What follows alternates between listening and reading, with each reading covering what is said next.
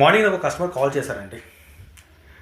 Sir మీరు modular carpenter కదా, ఒకటి నా కిచెన్ చేయాలి, అవుతుందా అని అడిగారు.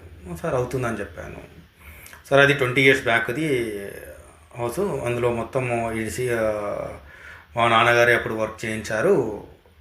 మొత్తం టర్మైట్ అండ్ తో మొత్తం అదైపోయిందండి, దాన్ని రెనోవేట్ చేయాలండి అని అడిగారు. ఓకే సార్ చేస్తామని చెప్పాను.